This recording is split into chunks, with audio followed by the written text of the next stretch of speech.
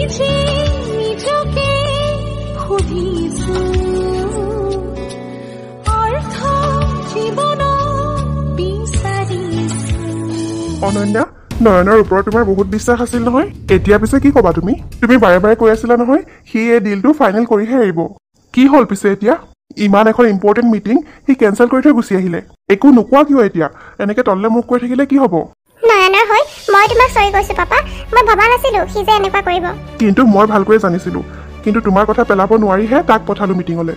এতিয়া যে ইমান পস্তাই আছো নহয়, মই নিজে যোৱাই ভাল আছিলে। কিবা কৰি যদি আৰু এটা ডেট ফিক্স কৰিব পাৰো মই নিজে যাম। পাপা প্লিজ আৰু এবাৰৰ কাৰণে নয়নক চান্স এটা দিয়াচোন। তুমি চাবাচোন এইবাৰ সি ভালকৈ কাম কৰিব। কালি সঁচাকৈয়ে তাৰ গাটো বেয়া আছিল, সেইকাৰণে সি ঘূৰি আহিলে। কিন্তু নেক্সট টাইম এনেকুৱা নহয় পাপা। নয়ন, তুমিও কিবা কবানে? নে তোমাৰ হৈ ময়ে ওকালতি কৰি থাকিম? আই এম চৰি পাপা, কালি মোৰ গাটো বেয়া লগাৰ কাৰণে মই এনেকে গুচি আহিলো। হঠাৎনো তোমাৰ ইমান গা বেয়া হ'ল নে? মিছা কথা কবলৈ জেগা পোৱা নাই তুমি? নহয় নহয় পাপা, তাৰ সঁচাকৈ গাটো বেয়া আছিল। তাৰ পৰা অহাৰ পিছৰে পৰা শুয়ে আছে অকল, ভাত পানী একোৱে খোৱা নাই। তুমি আৰু এটা ডেট ফিক্স কৰা পাপা। মোৰ মুখলৈ চাই হলেও নয়নক আৰু এটা চান্স দিয়া। দৰকাৰ হলে এইবাৰ নয়নৰ লগত ময়ো যাম। কিন্তু অনন্যা, AK এণ্টাৰপ্ৰাইজেছৰ লগত মই কোনো কাম কৰিব নোখোজো। এইবোৰ তুমি কি কৈছা নয়ন? পাগল হৈছা নেকি? এতিয়া শুনিলা নহয় তুমি অনন্যা? এইটো ল'ৰাৰ ওপৰত তুমি ইমান বিশ্বাস কৰিলা। ইমান বছৰৰ পৰা তোমাক মই বাৰে বাৰে বুজাইছিলো। এনেও ল'ৰাটো কম বয়সীয়া, তাতে আকৌ গাঁৱৰ ল'ৰা। তোমাৰ বিয়াৰ কাৰণে কিমান ডাঙৰ ডাঙৰ বিজনেছমেনৰ প্ৰপ'জেল আহিছিল, কিন্তু নাই, তুমিতো ইয়াৰ প্ৰেমতে অন্ধ হৈ আছিলা। ভাল এজন বিজনেছমেনৰ লগত বিয়া হোৱা হলে আমাৰ কিমান লাভ হল হলে। এতিয়া তোমাৰ এই নয়নে এটা সৰু সুৰা ডিলো ফাইনেল কৰিব নোৱাৰে। পাপা, AK এণ্টাৰপ্ৰাইজেছৰ বাহিৰে আপুনি মোক য'তে পঠাই মই যাবলৈ ৰেডি আছো। কিন্তু AK এণ্টাৰপ্ৰাইজেছৰ লগত তোমাৰ কি প্ৰব্লেম আছে? ইমান ডাঙৰ এখন নাম থকা প্ৰতিষ্ঠান। সেইদিনা দেখোন তুমি নিজেই কৈছিলা AK এণ্টাৰপ্ৰাইজেছৰ নাম কোনে শুনা নাই, সকলোৱে চিনি পায়। আৰু বহুত এক্সাইটেড হৈ মিটিঙলৈ গৈছিলা। কিন্তু এতিয়া তোমাৰ কি হ'ল? তুমি নাযাওঁ বুলি ক'লে নহ'ব নহয়, তুমি যাবই লাগিব। শুনা নয়ন, এই ডিলটো তুমি ফাইনেল কৰিবই লাগিব। মই তোমাৰ আৰু কোনো কথাই নুশুনো। পাপা, তুমি চিন্তাই নকৰিবা, তুমি ডেট ফিক্স কৰা। নয়নে নোৱাৰো বুলি ক'লে নহ'ব নহয়, পিছলেতো গোটেই দায়িত্ব সিয়ে ল'ব লাগিব। প্লিজ পাপা, আৰু চিন্তা কৰি নাথাকিবা। নয়নক আৰু এটা চান্স দিয়া মাত্ৰ। ঠিক আছে বাৰু, তুমি ইমানকৈ কৈ আছা যেতিয়া আৰু এটা মাত্ৰ চান্স তাক দিম। তেওঁলোকলৈ ফোন কৰি মই ডেটটো কনফাৰ্ম কৰি লওঁ।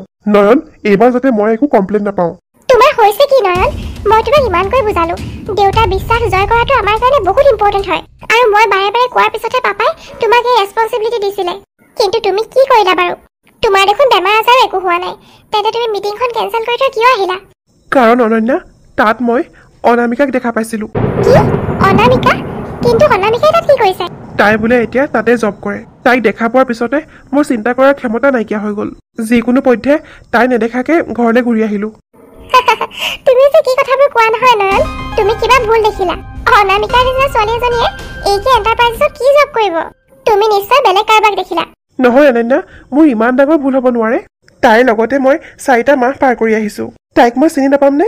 কিন্তু সেই 4টা মাহত তাইৰ ওচৰততো তুমি অলপো সময় কটোৱা নাছিলা। তুমি দেখোন মোক নিজেই কৈছিলা তাইক ওচৰৰ পৰা ভালকৈ তুমি চোৱাই নাই। সেইকাৰণে কৈছো নয়ন, তোমাৰ নিশ্চয় কিবা এটা ভুল হৈছে। তুমি নিজে ভাবাচোন, ইমান দূৰৰ পৰা তাই ইয়ালৈ কিয় আহিব? তোমাৰ মা দেউতাহঁতে জানো তাইক ইমান দূৰলৈ আহিব দিব? তাকো ইয়ালৈ আহি চাকৰি কৰিবলৈ। ময়ো সেইটো কথা চিন্তা কৰি আছো। মা দেউতাই বাৰু অনামিকাক ইমান দূৰলৈ চাকৰি কৰিবলৈ কিয় পঠালে? আৰে বাবা, নয়ন, সেইজনী অনামিকা নহয় অ', তাই বেলেগ কোনোবাই হয়, তুমি চাবাচোন।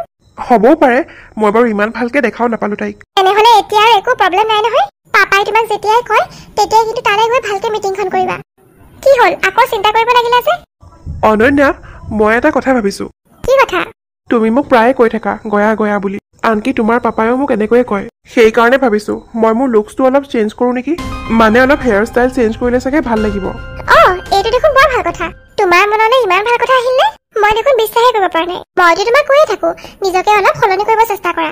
লুকছটো অলপ চেঞ্জ কৰিলে চাবা তোমাৰো কনফিডেন্স বাঢ়িব। সোনকালে গৈ কৰি ল'বাগে। পইচা কিমান লাগে মোৰ পৰা লৈ যাবা।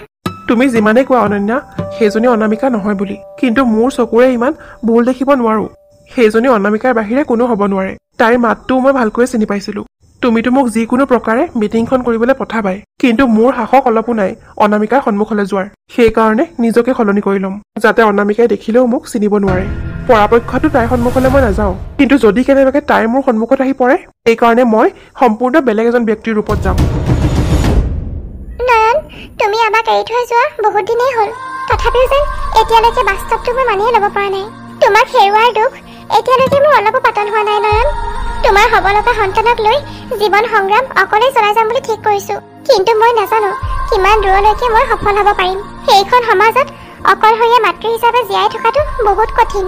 এনেকুৱা অৱস্থাত গাটো মোৰ যেতিয়াই বেয়া লাগে তেতিয়াই তোমালৈ আৰু বেছি মনত পৰে। মীনাক্ষী আছে, মীনাক্ষী সকলো সময়তে মোৰ লগত আছে, কিন্তু সেই বুলি জানো তোমাৰ অভাৱ কোনোবাই পূৰাব পাৰিব নয়ন? আৰু নয়ন, মোৰ মালেও বহুত মনত পৰিছে এতিয়া। কিয় জানো ফোনটোও নলগা হ'ল। মাৰ মাত খাই শুনিলেও বহুত সাহস পালো হ'লে। কিমান বেছি মৰমত যে মোৰ মা দেউতাই মোক ডাঙৰ কৰিলে। আজি ভাগ্যই মোৰ লগত এনেকুৱা খেল খেলা দেখি মা দেউতাই চাগে বহুত কষ্ট পাইছে। মাৰ মতেতো এতিয়াও মই অকণমানি অনামিকাজনীয়ে হৈ আছো, কিন্তু মোৰো গৰ্ভত যে এটা অকণমানি প্ৰাণে আহি থিতাপি লৈছে সেই কথাটো মায়ে গমেই নাপায়। এইটো যদি মায়ে গম পালে হ'লে লগালগ দৌৰি মোৰ ওচৰলৈ আহিলে হ'লে কিমান যে ফূৰ্তি পালে হ'লে কোনো ঠিক নাই। কিন্তু মোৰ কি দুৰ্ভাগ্য চোৱাচোন, মাক মই এইটো কথা ক'বও নোৱাৰো। অনামিকা বা, তুমি ইয়াত আছা? মই জানিছিলোৱে তুমি ইয়াতে থাকিবা।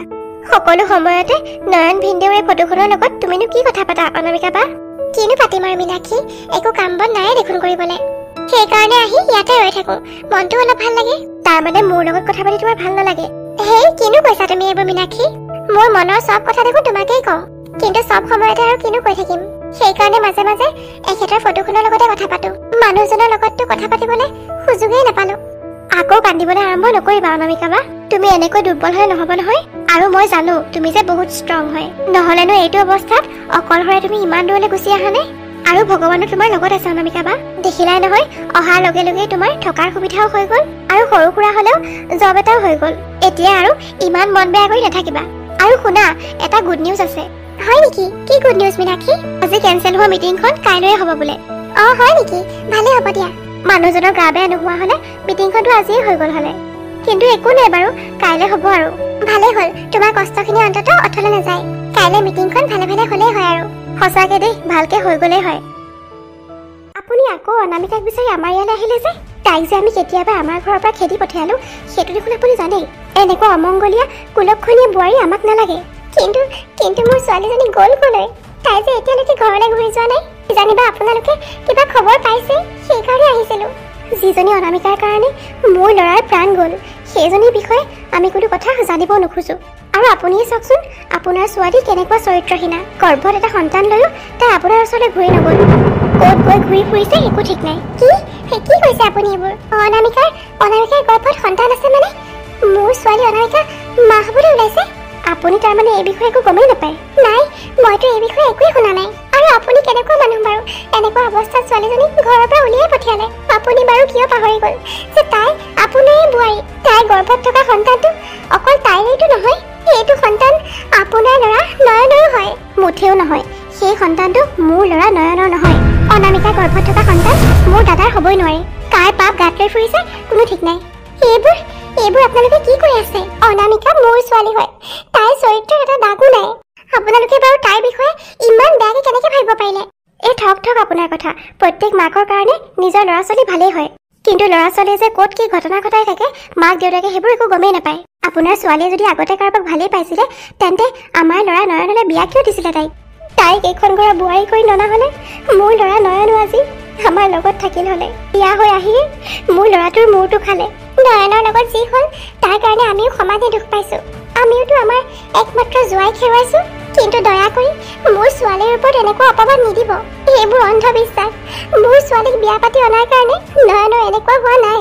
ভগৱানে তাৰ আয়ুস ইমানেই লিখিছিলে, আৰু ভাল মানুহক বোলে সোনকালে ভগৱানে তেওঁৰ ওচৰলৈ লৈ যায়। তাৰ কাৰণে মোৰ ছোৱালী অনামিকা দায়ী নহয়। এইটো কথা অকল আমিয়ে কোৱা নাই নহয়, যোনে যোনে শুনিছে সকলোৱে কৈছে। আৰু এনেও এনেকুৱা চৰিত্ৰহীনা মানুহৰ কাৰণে আমাৰ ঘৰত কোনো ঠাই নাই। সেইকাৰণে আপোনাৰ ছোৱালীক আমাৰ এইখন ঘৰৰ পৰা উলিয়াই দিলো। এতিয়া তাই ক'ত আছে, কি কৰিছে সেইবোৰ আমি জনাৰ বিষয় নহয়। যাওক বেলেগ ক'ৰবাত বিচাৰকগৈ আপোনাৰ ছোৱালী। আপোনালোকক মই বহুত ভাল বুলি ভাবিছিলো, বহুত বিশ্বাস কৰিহে মোৰ কলিজাৰ টুকুৰা মোৰ ছোৱালীজনীক এইখন ঘৰলৈ বোৱাৰী কৰি পঠাইছিলো। সঁচাকৈ মই বহুত ডাঙৰ ভুল কৰিলো। ভগৱান আছে নহয়, মোৰ ভগৱানৰ ওপৰত এতিয়া বিশ্বাস আছে। চাবচোন আপোনালোকে যি কৰিছে তাৰ ফল এদিন ভগৱানে আপোনালোকক দিব। নিজৰ ছোৱালীৰ গাত যে ইমান দুখ আছে সেইবোৰ দেখা নাই আপুনি। আমাকহে উল্টাই ভুল শুদ্ধ শিকাবলৈ আহিছে। চাওক, আপোনাক মই ভালকৈ কৈছো, মোৰ ল'ৰাটোক হেৰুৱাৰ দুখ এতিয়াও মই পাহৰিব পৰা নাই। গতিকে বাৰে বাৰে আপুনি আমাৰ ঘৰলৈ আহি নথকাটোৱে মই বিচাৰো। আপুনি এতিয়া যাব পাৰে। যাম, মই ইয়াত থাকিবলৈ অহা নাই নহয়। মোৰ ছোৱালীৰ কিবা খবৰ পাওঁ নেকি সেইটো আশাতহে আহিছিলো, কিন্তু আজি আপোনালোকৰ আচল ৰূপবোৰ ভালকৈ গম পাই গলো। ইমান বেয়া মানুহো এইখন পৃথিৱীত আছে, ভবাই নাছিলো মই। ক'ত বা আছে মোৰ অনামিকাজনী এনেকুৱা অৱস্থাত।